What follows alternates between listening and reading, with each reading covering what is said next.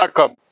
Welcome to another episode of Indulge on Wheels. And in continuing with our tradition of getting you nice electric cars, this time we have got you another electric car which is amazing in its own sort of way. I present to you the Mahindra XUV400 electric. Yes, ladies and gentlemen, this is one of the first full electric cars made by Mahindra for the popular middle SUV market, and we're going to take a little closer look at this car. I'm of course going to start by telling you what new is there on the outside of it. We will talk about the insides, the performance, and finally we'll give a verdict. To start all that, okay, now let us transition to the phase where we talk about the exterior looks about the car. Now at 4.2 meters, this is not constrained in length like some of its competitors. In fact, it has a very useful wheelbase of 2678 mm, which I think is amazing for a car of this kind. What you see here are very nice DRLs. I think this is one of the greatest talking features of this car. And these copper accents look lovely. I believe this is going to be Mahindra's signature for all their electric vehicles. And as you can see from the looks, they have done a stellar job. I wouldn't say it's a bad thing. Being an electric, you don't need a grille as such. You can have a front fascia.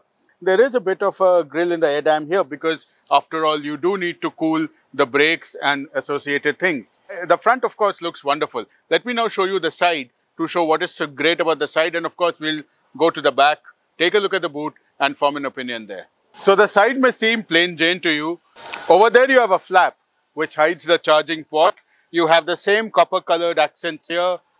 This is a dual tone, so the roof here also has a copper colored accent. There is a door request sensor on the door handle. So as you see, the copper accenting continues here, and I think that's quite a neat touch. You have XUV400 written here in copper, the Mahindra sign in copper, and of course an EV sign. It reminds you all the time that what this vehicle really is about. You have a camera here and two parking sensors, and if I were to open the boot, you would see that the boot is quite cavernous. It's got 378 liters of space. There is a spare wheel inside.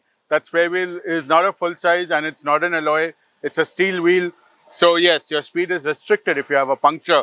But otherwise, this boot will swallow, let us say, about 2 full suitcases with some place for more. So for an average Indian family, I think this is quite a good space. Now let's take a look at the interiors of the car. The interiors have got a really nice clear theme here. I like this bright and sunny whitish leatherette upholstery here. There is some white plastics and black on the dashboard, accented of course by the copper which has been carried out throughout. Now I know this will be very difficult to maintain, but you have to admit it gives a very classy look to the car. Ditto for the white surfaces here. A simple panel here. Thankfully, Mahindra has retained a lot of switches where a lot of the competitors have gone phygital or they have gone touch sensor or whatever. Those can be a pain, but proper controls for the aircon here, 2 USB slots. I'm surprised though there is no USB-C, and I think that is a fatal omission and they should be putting that into the future. You have a wireless charger here, a way to control your drive mode. So you have 3 drive modes in this car. This is the EL Pro and there's another model called EC Pro. We will tell you the difference later when we look at the powertrain. So this one has 3 driving modes. There is fun, there is fast, and there is fearless. A nice 10.25 inch screen here which gives you all the essential data, controls the infotainment, charging, and everything else that is required for this car. You have an auto-dimming mirror. You have the sensors for the automatic wipers and automatic headlights. You have a small moonroof here. And of course, you have another 10.25 inch display here, which gives you the driver's instrumentation and all of the information you need. But what I really like is this cute little lever here. This lever controls your automatic transmission, or as they say in electric cars, rather the lack of it. This, of course, is your ratchet type handbrake. So this is as far as the front side is concerned, with your multi-point steering wheel and your big stalks for lighters and wipers. Let us take a look at the back and see whether that is as comfortable or is it something people are just talking about. So now we are sitting in the back seat of the car and you can see that the white upholstery theme continues. And what I really like is this contrasting copper stitching here. I think it's a very nice touch that they've given.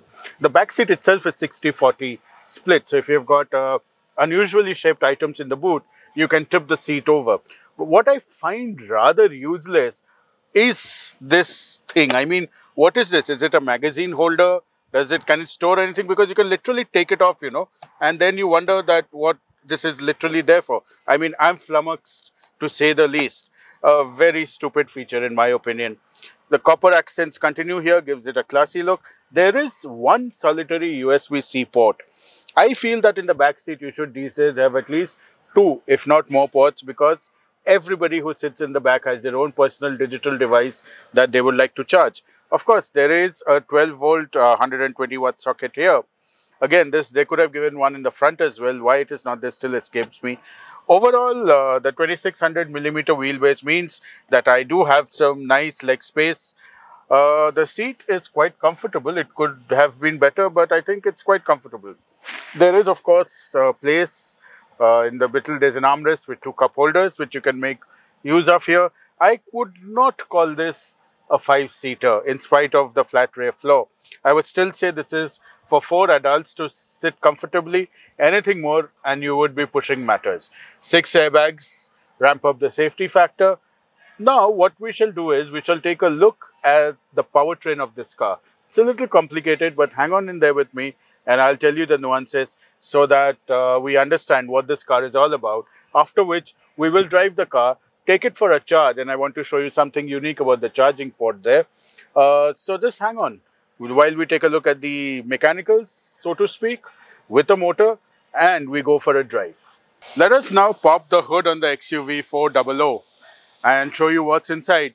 But this has a very interesting feature which I must show you, and that is the moment you pop the hood, you can see the hazards come on. I think this is a very useful feature. It's a simple thing which most car manufacturers should give in this segment of a vehicle. So here we are, and here's the hood. Right. So now you can see the electric motor. The electric motor is a 110 kilowatt, shall we say around 150 horsepower with 312 Newton meters of torque, which Mahindra claims can take this beast from 0 to 100 kilometers per hour in 8.3 seconds, and that's quick. Even fast cars 5 years ago were putting in those kind of times, but hey, that's quick. A liquid cooled battery pack, and the battery packs are available in two sizes. One is a 34.5 kilowatt, which has a claimed range of around 375 kilometers, and there is a 39.5 kilowatt also available, which can give you again a claimed range of around 421 kilometers. Expect a 35% reduction in real world terms, but again, that's quite a significant amount of mileage. The interior looks very neatly packed. You can see the high tension wires running in orange, the main motor, the battery pack, everything is there, everything is neatly laid out.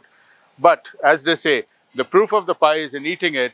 So hey, let's take a drive right now and let's see how we feel about this car. So the McPherson strut suspension on this car gives it a very good ride quality. It is, some might say it's a little stiff, but I would say that overall it is a little stiff, but the ride quality is still compliant, you know. It sort of makes you feel as if you're firmly planted on the road.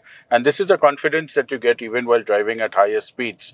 Other than that, as one of my colleagues said, driving this car can feel a little therapeutic for you because of the calmness that it instills within you.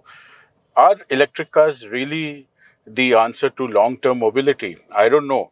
But the science of driving the Mahindra XUV400 is that it is cool, it is calm, it is collected, it is not rushed, and hence driving feels good whether you're by yourself or you're with your family members or significant others.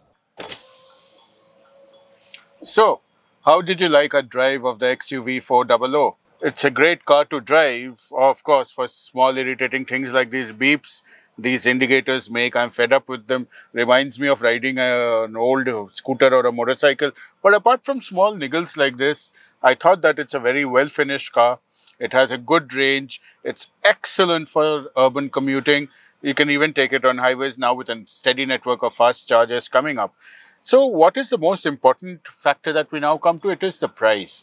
So this car would start at about 15.5 lakhs and go up to 19 lakhs 40,000 depending on the variant you opt for. and of course on-road prices would be slightly different. At that price, I think it is a very good car. I would go so far as to probably calling it the best car in its segment. So how much would we rate this car out of 10? I would give it a solid 8, because I think the combination of features, the drivability, the range, and of course the therapy that comes with driving a car like this is beyond compare. So I really hope you enjoyed driving the XUV400 with me this time. Stay tuned to us. We will soon be back with another very exciting car for you. Till then, drive safe, buckle up, and be safe.